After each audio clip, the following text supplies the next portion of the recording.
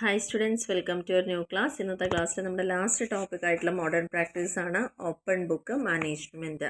അപ്പോൾ ഇതിൽ ഒരു 2 മാർക്സിൻ്റെ ക്വസ്റ്റ്യൻ നമുക്ക് ഇവിടുന്ന് എക്സ്പെക്ട് ചെയ്യാം. അതിൻ്റെ ഡെഫിനേഷൻ ഇവിടെ പറയുന്നുണ്ട്. നിങ്ങൾക്ക് ഏതാണോ ഡെഫിനേഷൻ സൗകര്യം എന്ന് വെച്ചാൽ അത് ഏതെങ്കിലും ഒന്ന് പഠിച്ചു വയ്ക്കുക. OBM എന്ന് പറഞ്ഞു കഴിഞ്ഞാൽ പ്രധാനമായിട്ട് ഒരു മാനേജ്മെൻറ്റ് അപ്രോച്ചാണ്. ഇവിടെ നമ്മൾ ചെയ്യുന്ന employees are provided with company financial information. എംപ്ലോയീസിന് കമ്പനിയുടെ എല്ലാ ഫിനാൻഷ്യൽ ഇൻഫർമേഷൻസും കൊടുക്കുകയാണ്. എന്തിനു വേണ്ടിയിട്ട്? Enable them to make better business decision. ആ കമ്പനിയെക്കുറിച്ചുള്ള എല്ലാ കാര്യങ്ങളും അവരുമായി ഷെയർ ചെയ്തിട്ട് അവരിൽ നിന്ന് നല്ലൊരു ബിസിനസ് ഡിസിഷൻ ഉണ്ടാക്കിയെടുക്കാൻ സാധിക്കുക എന്നുള്ളതാണ് OBM കൊണ്ട് ഉദ്ദേശിക്കുന്നത്.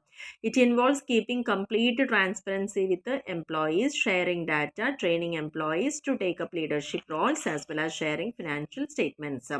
അപ്പോൾ അതിൻ്റെ പ്രധാന ലക്ഷ്യം എന്ന് പറയുമ്പം ഓരോ എംപ്ലോയിയും വർക്ക് ചെയ്യുന്ന ആ കമ്പനി എന്താണ്, കമ്പനിയുടെ പൊസിഷൻ എങ്ങനെയാണ്, ഈ ഒരു സ്റ്റേജിൽ നിന്നുകൊണ്ട് നമ്മൾക്ക് എന്തൊക്കെ മാറ്റങ്ങൾ കൊണ്ടുവരുത്താൻ പറ്റും എന്നൊക്കെ അവരിൽ തന്നെ ഒരു ബോധം ഉണ്ടാക്കി എടുക്കുക എന്നതാണ് അതുകൊണ്ട് ഉദ്ദേശിക്കുന്നത്. When companies share details about the organisation with the employees, this process help them grow faster. കാരണം കമ്പനിയും എംപ്ലോയീസും തമ്മിൽ ഇത്തരത്തിലൊരു റിലേഷൻഷിപ്പ് ഉണ്ടാവുകയാണെങ്കിൽ തീർച്ചയായിട്ടും ആ പ്രോസസ്സ് അവരെ വളരെയധികം ഫാസ്റ്റായിട്ട് ഗ്രോ ചെയ്യാൻ സഹായിക്കുന്നു എന്നുള്ളതാണ് ഇതിൻ്റെ പ്രത്യേകത.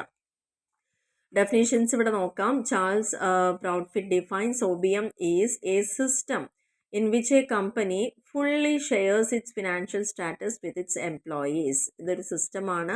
ഇവിടെ കമ്പനി അവരുടെ എല്ലാ ഫിനാൻഷ്യൽ സ്റ്റാറ്റസും എംപ്ലോയീസിനെ അറിയിക്കുകയാണ്. Who then become active participants. അത് അറിയുമ്പോഴാണ് അവർ കൂടുതലായിട്ട് ആക്റ്റീവായിട്ട് പാർട്ടിസിപ്പേറ്റ് ചെയ്യുന്നതും കോർഡിനേറ്റ് ചെയ്യുന്നതും അവരുടെ എഫേർട്ടിനെ അതേപോലെ ഫ്യൂച്ചർ ഫിനാൻഷ്യൽ പെർഫോമൻസിനെയൊക്കെ ഒപ്റ്റിമൈസ് ചെയ്യാനും അത് ഹെൽപ്പ് ചെയ്യുന്നു എന്നുള്ളതാണ് പറയുന്നത്. So it is defined as empowering every employee of an organisation with required knowledge about the processes. ഒരു കമ്പനിയുടെ പ്രോസസ്സുകൾ എന്തൊക്കെയാണെന്നുള്ളതിനെ കംപ്ലീറ്റ് ആയിട്ട് ഒരു അറിവ് എല്ലാ എംപ്ലോയീസിനും കൊടുത്തുകൊണ്ട് അവരെ എംപവർ ചെയ്യുക, ആഡക്വേറ്റ് ട്രെയിനിങ് കൊടുക്കുക, പവേഴ്സ് ടു മേക്ക് ഡിസിഷൻ എടുക്കാനുള്ള പവർ ഉണ്ടാക്കുക, which would help them in running a business. എന്നാൽ മാത്രമാണ് നല്ല രീതിയിൽ ആ ബിസിനസ് റൺ ചെയ്യാൻ പറ്റുള്ളൂ എന്നാണ് പറയുന്നത്. It is all about team work and moving forward collectively. ഇതൊക്കെ എന്തിനു വേണ്ടിയിട്ടാണ് ചെയ്യുന്നത്? എല്ലാവരും ഒരേ ടീം സ്പിരിറ്റോടെ മൂവ് ചെയ്യാൻ വേണ്ടിയിട്ടും ഒന്നിച്ച് കൂട്ടായ ഒരു പ്രയത്നം അവിടെ കിട്ടാൻ വേണ്ടിയിട്ടാണ് നമ്മൾ ഈ ഒരു സിസ്റ്റം ഉപയോഗിക്കുന്നത്. സോ ഇതിൽ ഏതാണോ നിങ്ങൾക്ക് എളുപ്പമുള്ള ഒരു ഡെഫിനേഷൻ എന്തായാലും നിർബന്ധമായും പഠിച്ചു വയ്ക്കുക. What is open book management. ഇനി ഇതിൽ പ്രധാനമായിട്ട് വരുന്ന എലമെൻറ്റ്സ് ഏതൊക്കെയാണെന്നുള്ളത് നോക്കാം. എലമെൻറ്റ്സ് ഓഫ് OBM 3 എലമെൻറ്റ്സ് ആണ് പ്രധാനമായിട്ട് വരുന്നത്. ഒന്ന്, management opens the companies books and shares detailed financial and operating information with employees. Management നേരത്തെ പറഞ്ഞ പോലെ തന്നെ എല്ലാ ഫിനാൻഷ്യൽ ഡീറ്റെയിൽസും എംപ്ലോയീസുമായിട്ട് ഷെയർ ചെയ്യുന്നു. ലോജിക്ക് എന്താണ് ഇതിൻ്റെ? If employees don't know how the company makes money, how can they be expected to make the firm more successful. ആ ഒരു ഫിനാൻഷ്യൽ ഇൻഫർമേഷൻ അവർക്ക് കിട്ടുമ്പോഴാണ് അറിയാൻ പറ്റുക കമ്പനി എങ്ങനെയാണ് പണം ഉണ്ടാക്കുന്നത്, ആ പണം ഉണ്ടാക്കേണ്ട വിധം എങ്ങനെയാണ്, അല്ലെങ്കിൽ സക്സസ്ഫുൾ ആയിട്ട് എന്ത് ചെയ്യാൻ പറ്റുന്നുള്ളത് ഇനി അവർക്ക് കൂടിയിട്ട് അതിൽ ഡിസിഷൻ എടുക്കുക എന്നുള്ളതാണ് പറയുന്നത്. അപ്പോൾ അവരുടെ സാലറി കൂട്ടി കൊടുക്കണമെങ്കിൽ കമ്പനിക്ക് നല്ല ലാഭം വേണമല്ലോ. അപ്പോൾ അത് എങ്ങനെ ചെയ്യാൻ പറ്റുന്നുള്ളത് സ്വയം തന്നെ ഒരു ബോധം വരും എന്നുള്ളതാണ് പറയുന്നത്. Employees need to be taught to understand the company's financial statement. This means management must provide employees with a basic course in how to read and interpret income statement, balance sheet and cash flow statement. ആദ്യം അതിൻ്റെ financial position അറിയാൻ വേണ്ടി കൊടുക്കുന്നു. രണ്ടാമത് അതിൻ്റെ വേറൊരു logic എന്ന് പറയുന്നത് ഓരോ എംപ്ലോയീസും അവിടുത്തെ ഇൻകം സ്റ്റേറ്റ്മെൻറ്റും ബാലൻസ് ഷീറ്റും ക്യാഷ് ഫ്ലോ സ്റ്റേറ്റ്മെൻറ്റും ഒക്കെ അറിയാനുള്ള ഒരവസരം അവിടെ കൊടുക്കണം. Finally management needs to show employees how their work influences financial result. മൂന്നാമതായിട്ട് ഇവരിത് കൊടുക്കേണ്ട ഉദ്ദേശം എന്ന് പറയുന്നത് ആ ഓരോ എംപ്ലോയീസിൻ്റെയും വർക്ക് എങ്ങനെയാണ് അവരുടെ ഫിനാൻഷ്യൽ റിസൾട്ടിലേക്ക് ഇൻഫ്ലുവൻസ് ചെയ്യുന്നത്. കാരണം നമ്മൾ നന്നായിട്ട് വർക്ക് ചെയ്താണ് കമ്പനി പ്രോഫിറ്റബിൾ ആവുള്ളൂ. കമ്പനി പ്രോഫിറ്റബിൾ ആണെങ്കിലാണ് നമുക്ക് നല്ല രീതിയിലുള്ള ഇൻകം അവിടെ നിന്ന് കിട്ടുള്ളൂ എന്നുള്ളൊരു ബോധം അവർക്ക് ഉണ്ടാവുന്നു എന്നുള്ളതാണ്. അപ്പോൾ അത് നമ്മൾ ഓരോരുത്തരും നല്ല രീതിയിൽ ചെയ്യുന്ന വർക്ക് തീർച്ചയായിട്ടും അതിൻ്റെ റിസൾട്ടിലേക്ക് ഉണ്ടാവും എന്നുള്ളതാണ്. Showing employees the impact of their jobs on the bottom line makes financial statement analysis relevant.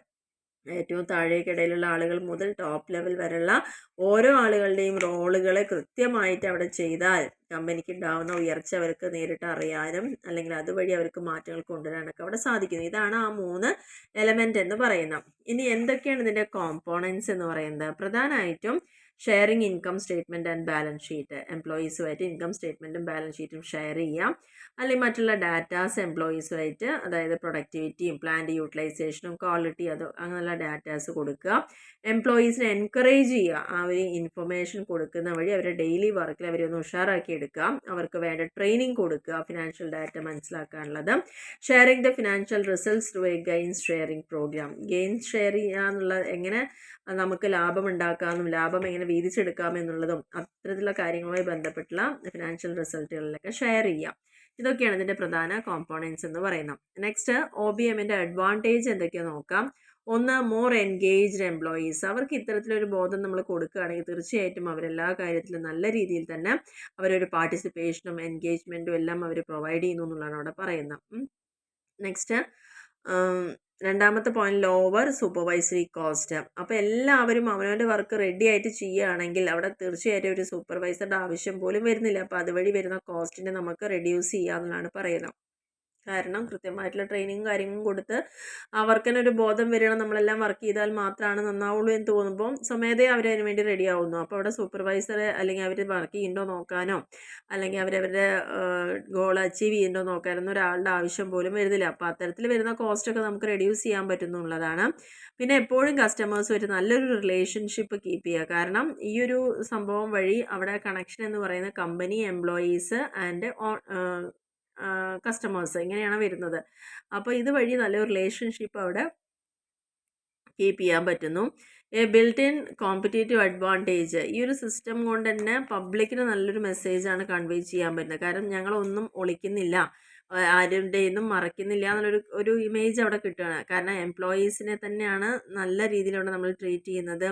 Our expect ചെയ്യുന്ന അവരുടെ ഓണേഴ്സിനെ കുറിച്ചുള്ള കാര്യങ്ങളും അതേപോലെ തന്നെ അവർ വർക്ക് ചെയ്താൽ അവർക്ക് കിട്ടുമെന്നുള്ളൊരു തോന്നലൊക്കെ ഉണ്ടാക്കിയെടുക്കുന്നുണ്ട്. അപ്പോൾ വളരെ ട്രാൻസ്പെറൻ്റ് ആയിട്ട് നല്ലൊരു ഇമേജ് ക്രിയേറ്റ് ചെയ്യാൻ പറ്റുക. Higher company valuation. ഈ ഒരു ഇത് നമ്മൾ യൂസ് ചെയ്യുകയാണെങ്കിൽ തീർച്ചയായിട്ടും കമ്പനിക്ക് നല്ലൊരു വാല്യുവേഷനാണ് അവിടെ മറ്റുള്ള ആൾക്കാരുടെ ഇടയിൽ അല്ലെങ്കിൽ പബ്ലിക്കിൻ്റെ ഇടയിൽ അല്ലെങ്കിൽ മറ്റുള്ള കമ്പനീസിൻ്റെ ഇടയിലൊക്കെ നല്ലൊരു വാല്യുവേഷൻ അവിടെ നല്ല രീതിയിൽ വിലയിരുത്തപ്പെടുന്നു എന്നുള്ളതാണ് വേറൊരു പ്രത്യേകത.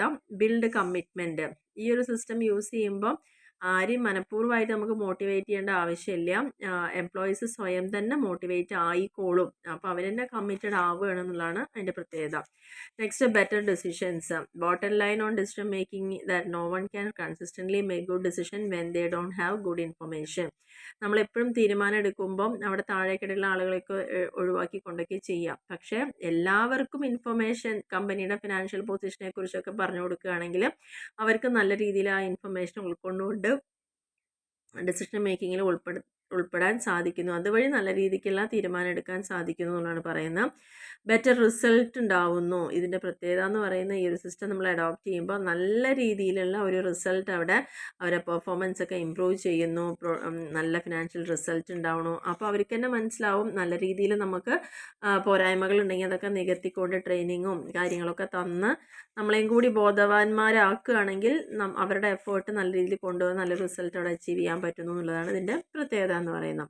നെക്സ്റ്റ്, ഡിസഡ്വാൻറ്റേജസ് എന്തൊക്കെയാണെന്ന് നോക്കാം. ഒന്ന്, മിസ് ഇൻ്റർപ്രിട്ടേഷൻസ്. ഈ ഒരു സിസ്റ്റത്തിൽ നമ്മൾ ലാസ്റ്റ് സ്റ്റാഫിനും അവിടുത്തെ ഫിനാൻഷ്യൽ ഇൻഫർമേഷൻ ആക്സസിബിൾ ആവുമ്പോൾ അതിൻ്റെ ചെറിയ പ്രത്യാഘാതങ്ങളൊക്കെ ഉണ്ടായിരിക്കും. കാരണം അവർക്കൊന്നും ചിലപ്പോൾ അത് നല്ല രീതിക്ക് മനസ്സിലാക്കി എടുക്കാൻ സാധിച്ചോണമെന്നില്ല. തെറ്റിദ്ധരിക്കാനുള്ള ചാൻസൊക്കെ അവിടെ കൺഫ്യൂഷനുള്ള ചാൻസ് കൂടുതലാണ്.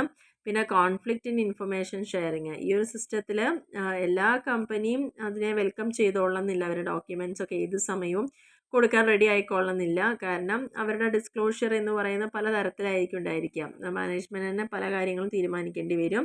അപ്പോൾ അത് തമ്മിൽ തന്നെ ഒരു കോൺഫ്ലിക്റ്റ് ഉണ്ടാവാനുള്ള ചാൻസ് ഒക്കെ അവിടെ കൂടുതലാണ്.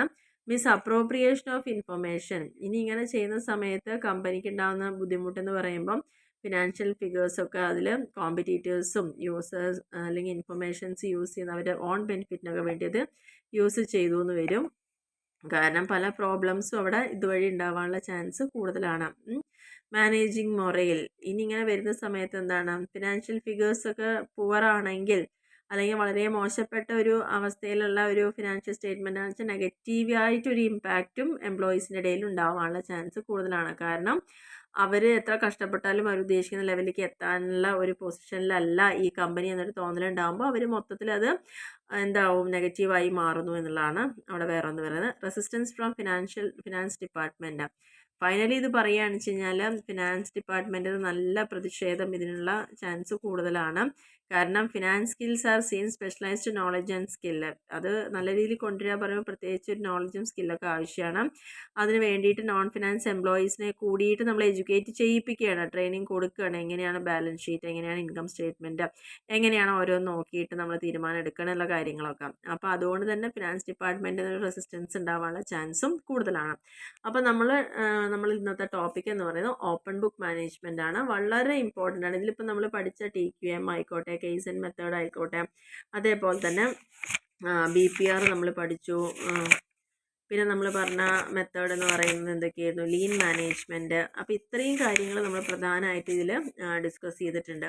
അപ്പോൾ 1 TQM, 2 case and method, 3 lean management, 4ാമത് നമ്മൾ പഠിച്ചത് BPR, 5ാമത്തെ മെത്തേഡ് എന്ന് പറയുന്നത് ഓപ്പൺ ബുക്ക് മാനേജ്മെൻറ്റ്. അപ്പോൾ ഈ 5 മെത്തേഡും വളരെ വളരെ ഇമ്പോർട്ടൻ്റ് ആണ്. അപ്പോൾ നന്നായിട്ട് ഓരോ മെത്തേഡും അതിൻ്റെ അഡ്വാൻറ്റേജും ഡിസഡ്വാൻറ്റേജസും അല്ലെങ്കിൽ ഫീച്ചേഴ്സൊക്കെ ഉണ്ടെങ്കിൽ നന്നായിട്ട് അത് പഠിച്ചോളുക. ഇനി 5 കൂടിയിട്ട് നമുക്കൊരു മൊത്തത്തിൽ മാനേജ്മെൻറ്റ് പ്രാക്ടീസ് എന്താണെന്ന് ചോദിച്ചാൽ ഈ 5 പോയിന്റുകളും ചെറിയ അതിൻ്റെ അഡ്വാൻറ്റേജ് ഡിസഡ്വാൻറ്റേജും കൂടി നോട്ട് ചെയ്തോളുക. ഓക്കെ, അപ്പോൾ ഇതൊന്ന് എക്സ്പെക്റ്റ് ചെയ്യാവുന്ന ക്വസ്റ്റ്യൻ എന്ന് പറയുന്നത് ഇതൊക്കെ തന്നെയാണ്. അപ്പോൾ എല്ലാവർക്കും ഈ ഒരു ക്ലാസ് ക്ലിയറായി മനസ്സിലായെന്ന് വിചാരിക്കുന്നു. Okay, thank you.